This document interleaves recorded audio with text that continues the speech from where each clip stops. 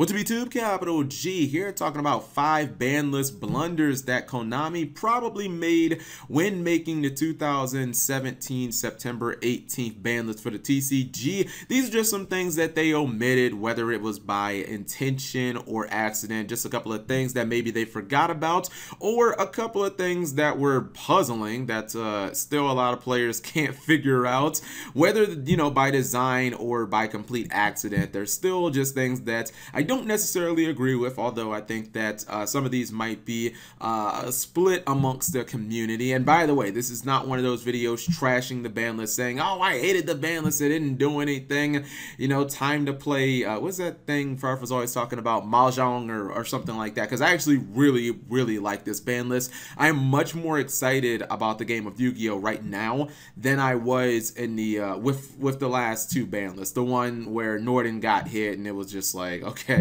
this didn't really do anything, Zoo's still the best deck, and then the one where Rat Pierre went to 2 and it's like, yeah, Zoo is still the best deck. So this is a major ban list where they banned 6 cards and it feels like they really got a lot accomplished. So I'm not trying to down the ban list, it's just a couple of things that I still look at and I'm like, that doesn't make a lot of sense, or I'm not so sure about that. Anyways, let's go ahead and begin. The first one I think that most people will agree with me on, and I'll get probably the smallest amount of pushback on this, and that is Masterpiece and Dragonic Diagram, both skating on the ban list completely. My focus is more on Masterpiece. To be honest, is Diagram probably like hit worthy? Yeah, but if Diagram would have went to 2, I think I still would have been perfectly fine with that.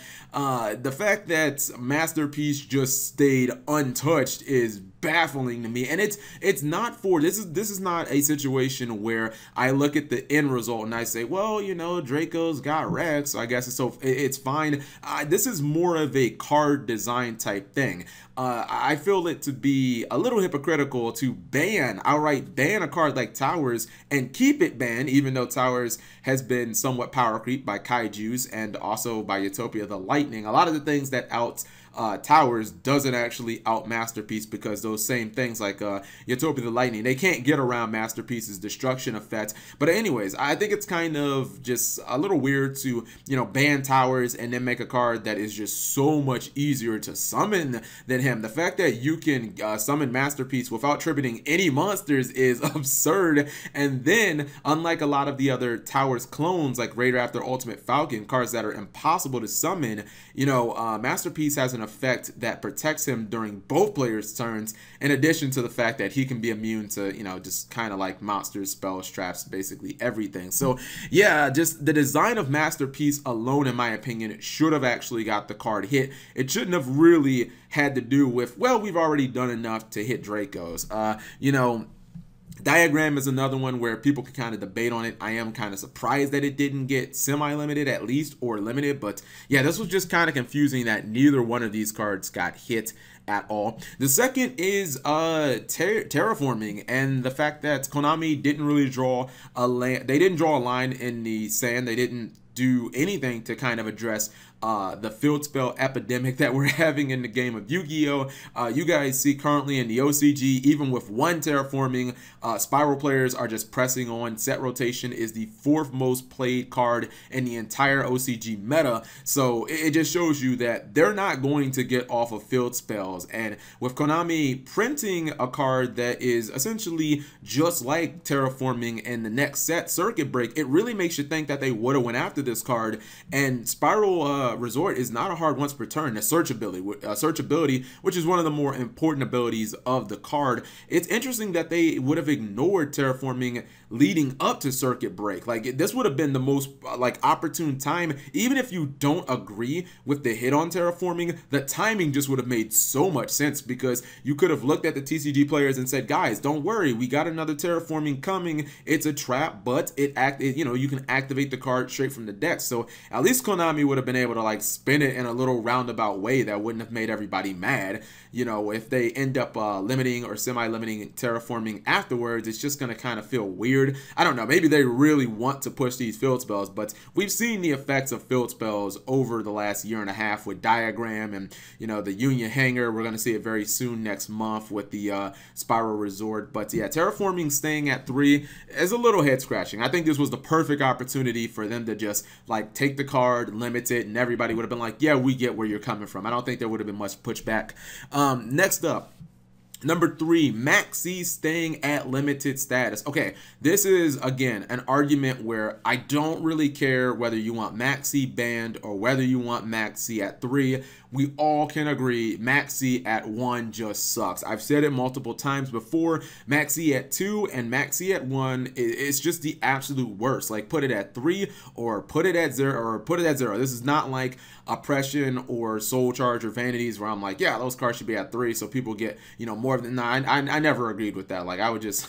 Like, those cards at 1 felt sacky, but it's just different with Maxie. Like, I feel like at 3, it creates kind of a positive where everybody's just so perpetually afraid to special summon that special summoning inherently just becomes a smaller factor in the game. And then obviously when it's banned, it's like, all right, well, YOLO boys, we can just special summon all day and night. Also with Maxie banned, or at 3, well, no, mainly would have banned. With Maxie at banned, it does leave or more opportunities for other hand traps to shine. And by the way, most of those hand traps are going to see play more so, but Maxie at 1 just feels like an automatic staple. It feels sacky as fuck. So yeah, I kind of wish that they just would have moved it to 0 or they would have moved it to 1. And when the OCG put it at 2, it looks like, or it appeared that things were kind of heading in that direction, but I don't know, maybe Konami just didn't agree.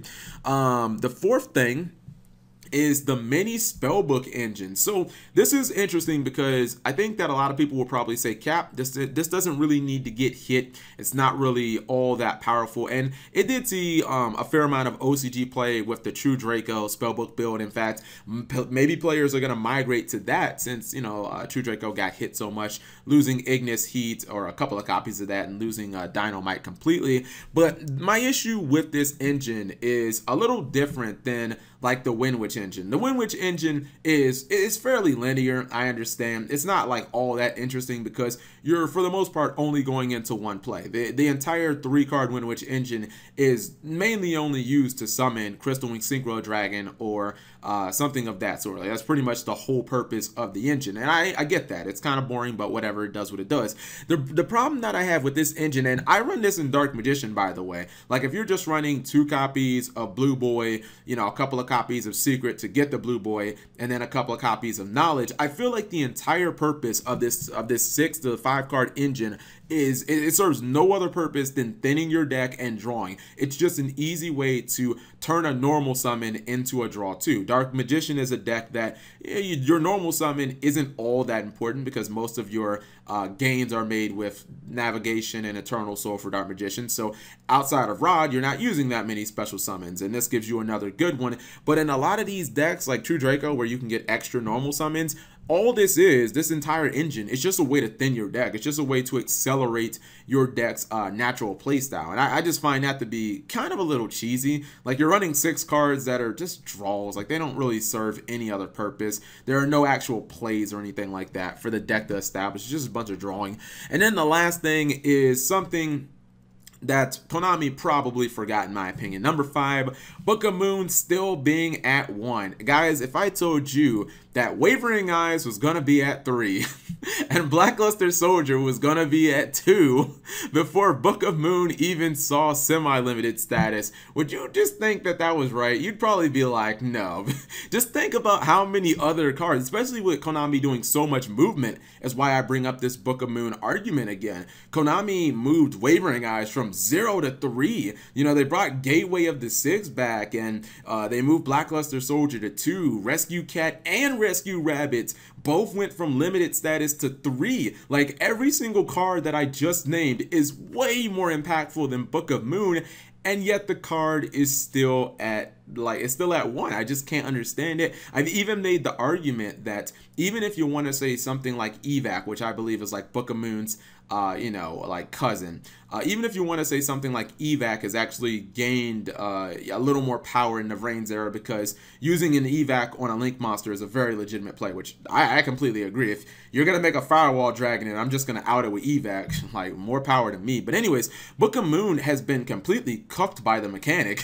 You can't even Book of Moon the Link monster. The next 3 years, like, Book of Moon is just going to be a terrible state. So I really don't get how they move so many other cards. All of them are way more impactful and arguably better than Book of Moon, and just kind of, I don't know, neglected this card. I think this is just an example of Konami forgetting about Book of Moon. I don't know what it is in the OCG, because like Book of Moon is one of those cards where it's just so irrelevant, you kind of just forget about it, much like Burial from a Different Dimension. You're like, wait, what is that card at even? What is it even at again? But I don't know. I feel like this was definitely a missed opportunity. They moved a lot of cards from 2 to 3, and they moved a lot of cards from like 1 or 0 to 3. I feel like Book of Moon definitely should have been one of them. So anything else you guys have to add to this video, please leave it in the comment section below. If you guys feel like there were any other blunders, any other beefs that you have, maybe you think that Card Demise should have went to 1 or 0, or there was just some other cards you're like, man, Maxie definitely had to go to 3,